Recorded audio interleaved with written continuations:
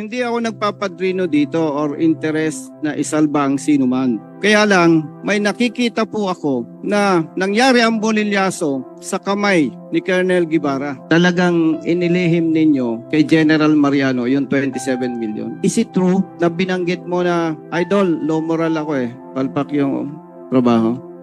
Because of the pagod, Mr. Chair. Yes, Mr. Chair. Ano yung nakita mong kapalpakan sa trabaho? Hindi ko Pambira, brother. What is specific? Brother, hindi ganyan, hindi natin ma-expect na ang isang colonel na katulad mo ay ganyan. Bata ka pa Yes, Mr. Chair. Low moral ka after operation o hindi? Low moral, Mr. Chair, dahil pagod, Mr. Chair, at Ibig sabihin, dahil pagod ka, low moral ka. yes, Mr. Chair. Pasensya ka na, nahihinaan ako sa'yo pagka ganun.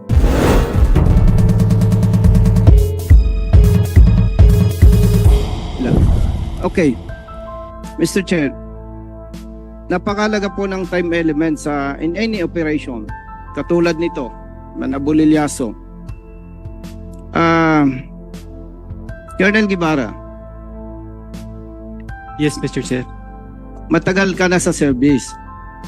At sa trabaho natin, minsan may palpak, may sablay. At ang ini-expect sa atin ng ating subordinates at ng ating superior, tunay tayong lalaki. Ibig sabihin tunay na lalaki, kung ano talaga yung nangyari, ano yung totoo, tayuan natin. Huwag na tayong magdamay o whatever. Ibig sabihin, ano ba talaga nangyari? So please, Colonel Guevara, may mga ilan akong question sa'yo. Usapang lalaki na lang to, sumagot ka ng diretso. Pwede ba? Yes, Mr. Chair. Prior to operation noong September 16, 2023,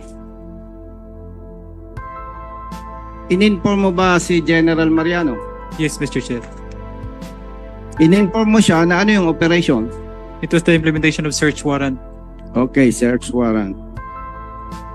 Siyempre, pag ang commander, binigyan mo na information, may instruction yan. Tama, mali? Yes, Mr. Chair. Nagbigay ba siya ng instruction o guidance sa'yo o hindi? He instructed me to conduct preparation, which is the planning, which I did, Mr. Chair, in the conference room of this district, Southern Police District, Mr. Chair. Ganon ba kaikli o may iba pa siyang nabanggit sa'yo? Yun lang po, Mr. Chair. Okay. Ang operation sinagawa ninyo from September 16, 12:30 to 5:30 in the morning. Tama ba? Yes, Mr. Chair. During the operation, from 12:30 a.m. to 5:30 a.m., tumawag ka ba kay General Mariano? Yes, Mr. Chair. Mga anong oras yun? It was past 1, Mr. Chair. So kung tumawag ka, anong sinabi mo? I informed him that the operation is already ongoing, Mr. Chair. Ongoing. Yes, Mr. Chair. Ano pa? That's the only thing that I've said, Mr. Chair. So Mr. Chair, sabi po ni Colonel Guevara, on September 16 from 12:30 midnight to 5:30 a.m., tumawag siya at in-update mo siya ng operation. Tama? Yes, Mr. Chair. Wala ka ng ibang sinabi pa? Wala na, Mr. Chair. Okay. Totoo ba na nag-report ka sa quarters sa SPD noong bandang alas 6 pa o alas 7 ng umaga? Right after the operation, Mr. Chair, it is between I was there at 7 a.m., Mr. Chair, but the district director is not yet there, Mr. Chair, so I have to wait on his arrival. Tapos na ang operation? Yes, Mr. Chair. Mr. Chair, nabanggit ko po yan, napakahalaga ng time element. Very clear. 2 beses ko pong itinanong kay Colonel Guevara kung tumawag siya kay General Mariano at sinabi po niya na ongoing yung operation. And nag-report po siya around 6-7. Yes, I arrived in the district area at this Southern Police District, Mr. Chair. After operation. Yes, right after the operation. So very clear, Mr. Chair.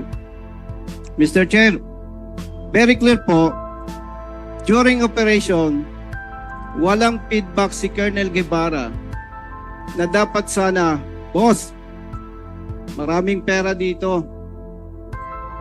Ano po ba ang guidance ninyo? Walang ganong nangyari, Mr. Chair.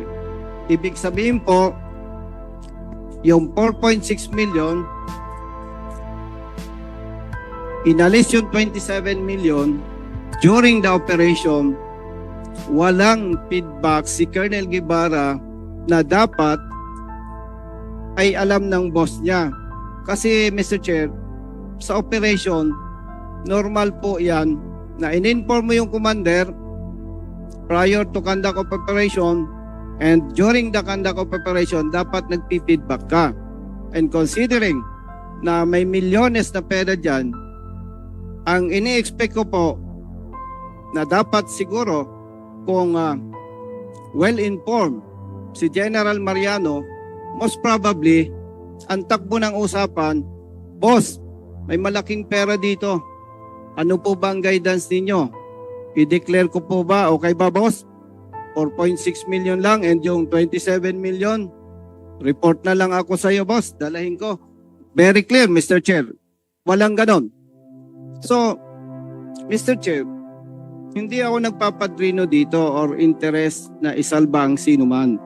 Kaya lang, bilang dating operatiba, may nakikita po ako na nangyari ang bolilyaso sa kamay ni Colonel Guevara.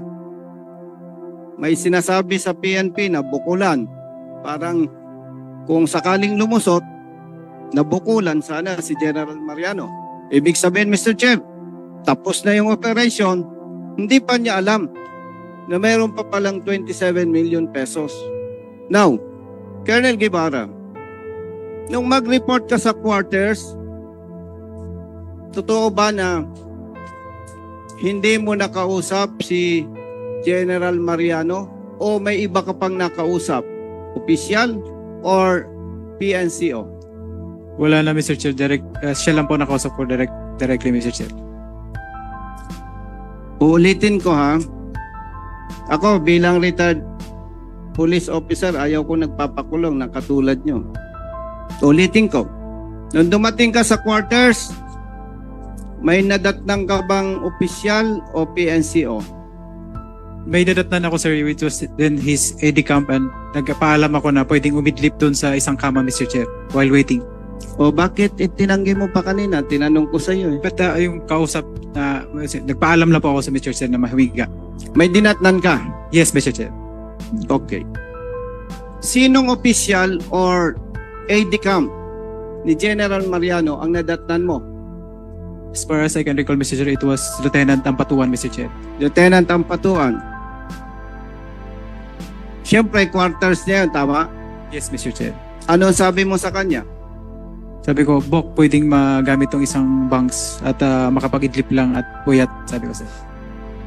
Ano pa ang naging usapan ninyo? Yun lang po, Mr. Chair. Hindi ba siya nangumusta sa iyo? Hindi po, Mr. Chair.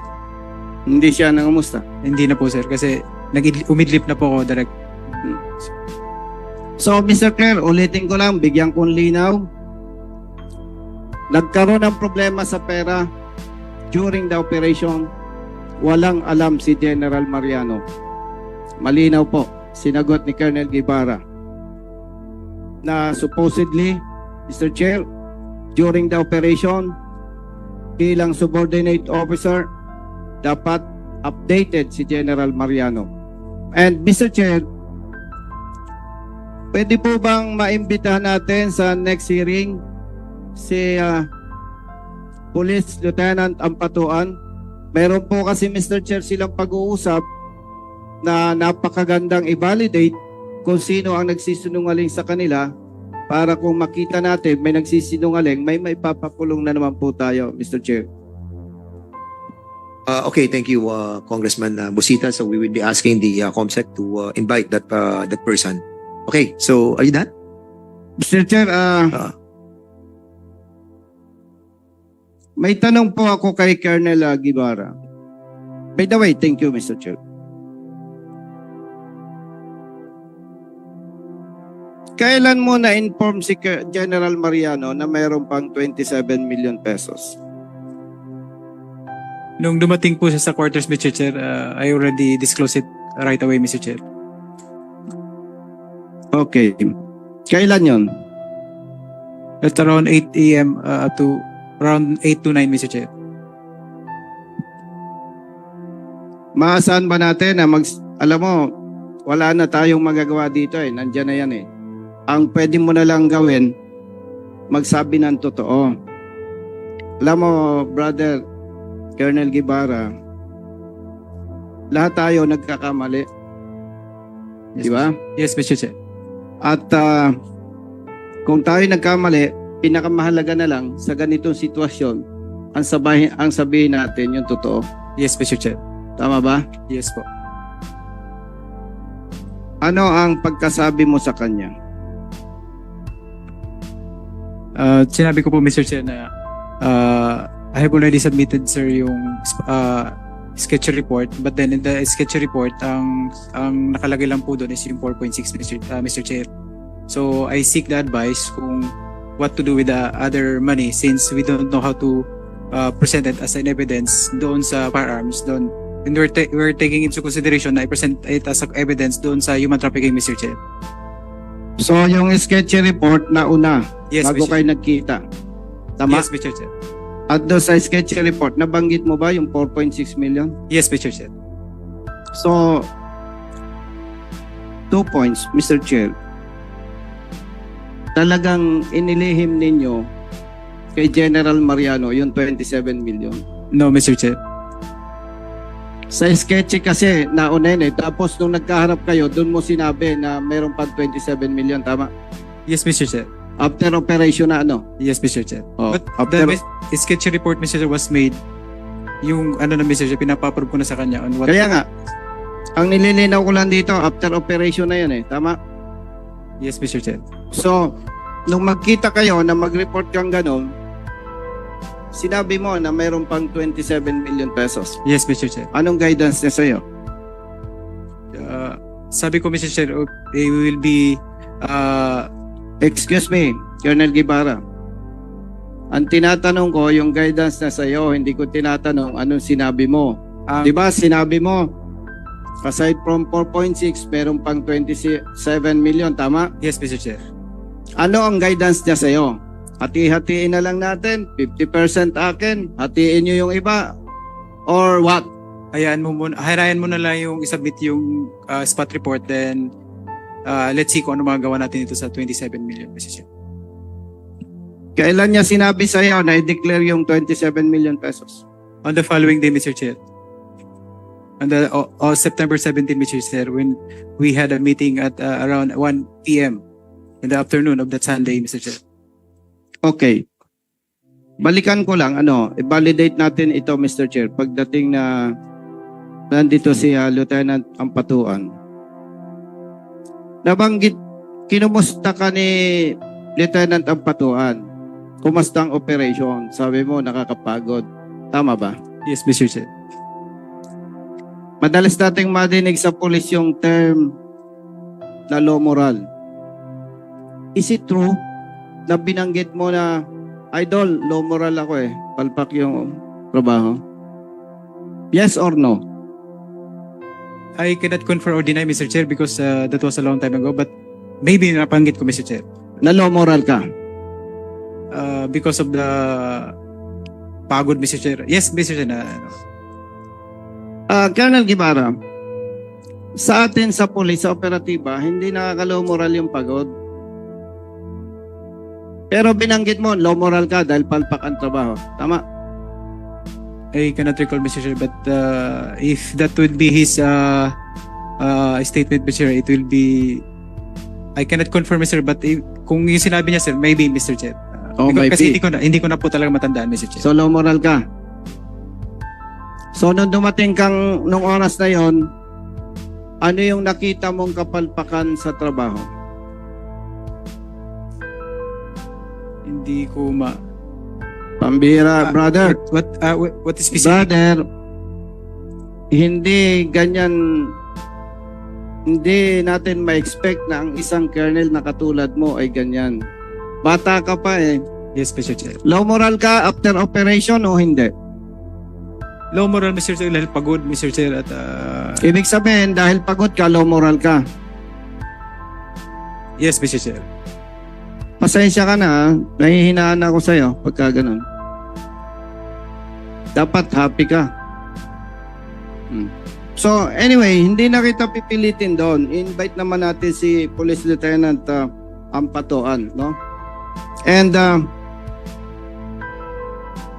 kung ang instruction sa iyo ni General Mariano na kung i-interpret ko yung sinasabi mo, safekeeping lang yung pera, bakit gumawa ka pa ng report na ilabas yung 27 million? Hindi po ako ang gumawa ng report. Hindi po ako that was his instruction the following day, Mr. Chair, na gumawa na ng report para mailabas yung 27 million, Mr. Chair. That was his instruction, Mr. Chair. So kaya ka palang gumawa ng report? Yes, Mr. Chair, because that was his instruction, but hindi na po hindi na delay. That is why inutusan na po ni District Director yung si Colonel Cabadilla to tumulong po na because we actually, Mr. Chair, we already submitted, we immediately we made a report regarding on that on this instruction, but for several report that we made, Mr. Chair, hindi po niya ina-approve kasi may gusto po siyang palabasin na report na based on his guidance. That is why ang na-approve niya lang po na report is yung tumulong na po si Colonel Cabadilla, Mr. Chair. Anong particular na hindi niya gusto? Hindi ko na matandaan, Mr. Chair, kasi ang daming edition tapos hanggang umabot na ng Lunes.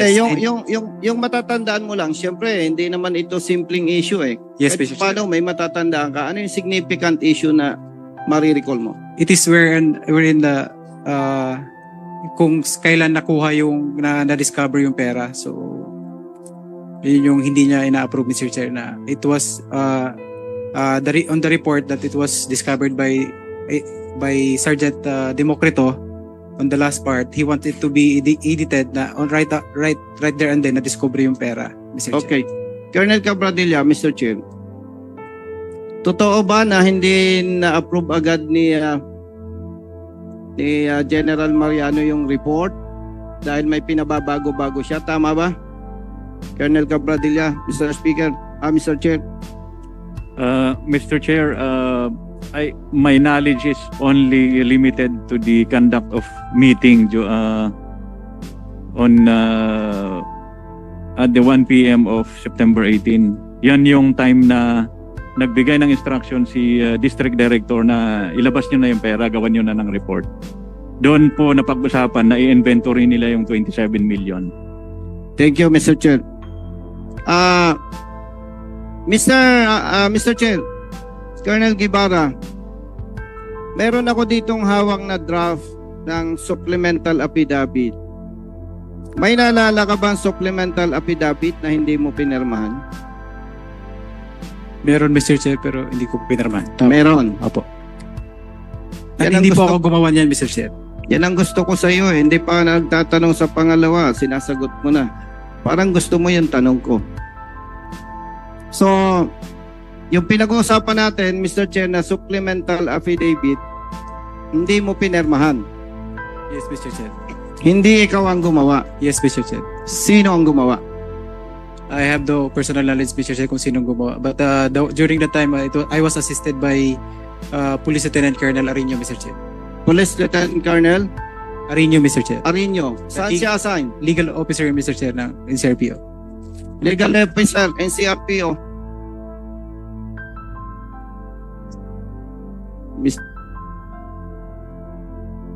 Legal officer NCRPO, under oath ka ba? Yes, sir. Yung pinag-usapan nating supplemental affidavit, ikaw ba ang gumawa o hindi? I was the one who prepared it, sir, after informing Colonel Guevara that his testimony would be gagawing legal instrument, Mr. Chairman, sir. Legal instrument. So, very clear, hindi si Colonel Guevara ang gumawa nito. Question, Colonel Guevara, Mr. Chair. Bakit hindi mo ito pinirmahan? I was following the advice of my lawyer, Mr. Chair. That is why hindi ko po. Siyempre, ang legal officer naman ng NCRPO, hindi naman manghuhula yan eh. Tama ba? Yes, Mr. Chair. So, may mga details dito, di ba? Yes, Mr. Chair. Aside from the advice of your lawyer na huwag pumirma, ano ang dahilan? Bakit di mo pinirmahan? That was just my decision. That's my thinking during that time, Mr. Chair, that it would be better na hindi po mag-sign ng. Wala ka bang napansin dito na questionable na hindi mo dapat pirmahan? Siyempre, kung ako ikaw at okay naman, pepirmahan ko, babasahin ko eh. May nabasa ka ba dito na hindi ka kumbinsido na dapat mong pirmahan? Personally, Mr. Chair, I haven't read that supplemental affidavit, Mr. Chair. Legal officer, NCRPO. Nung matapos mo ba ito, nasa NCRPO si Colonel Guevara? Yes, sir. After the meeting with the regional director, sir, I told him that we will be facilitating him to assist the preparation for his document. And I noticed that at that time, Colonel Guevara was already being evasive. Hindi na siya mapakali if he would allow me to use the vernacular. So sabi ko, Colonel Guevara, baka kailangan mong kumuha ng lawyer. And he did follow my advice. Kumuha talaga siya ng lawyer ng gabing yon. Sabi ko, kailangan mong kumuha ngayon. And after that, Mr. Chairman, nasa legal office kami. Actually, 4 kaming lawyer doon, Mr. Chairman, na nag-uusap eh. Ang isang lawyer na hindi ko makilala. Tapos yung wife niya and Attorney Santos, which is with me today. In-explain ko naman sa kanila na nasa kanila naman ang choice, Mr. Chairman. But yun, pinili naman niya yung choice na yun, Mr. Chairman. So, nung prepare mo ito, legal officer ng NCRPO, magkakaharap kayo? Yes, sir. Kasi that's the transcription of the testimony, sir. Okay. Siyempre, nung ayaw niyang permahan, may rason siya. Nabanggit niya ba sa'yo? Hindi ko ma-recall ang specific na rason niya. But nung dumating nga yung asawa niya, kasi medyo na-nervous yung asawa niya, sabi ko, ma'am, baka pwedeng kayo na mamili kayo, ma'am. Yun po yung context ng statement ko. Because I believe that the statement is significant, Mr. Chairman, sir. Okay, thank you, Mr. Chair. Last concern na lang, Mr. Chair. Yan, may second round ko pa naman. Yes, Mr. Chair. Colonel Guevara, after na nag-report ka sa NCRPO, kaharap-harap kayo ng legal officers ng NCRPO, after nun, may tinawagan ka ba o wala? Tinawag, right after After, pagkagaling mo na NCRPO. umuwi ako, Mr. Chair, sa bahay, Mr. Chair. After nun, may tinawagan ka. Bumalik po ako, Mr. Chair, kasama na po yung lawyer. And Sige. Hindi ka tumawag kay General Mariano after? hindi po, Mr. Chair. Hindi. Okay,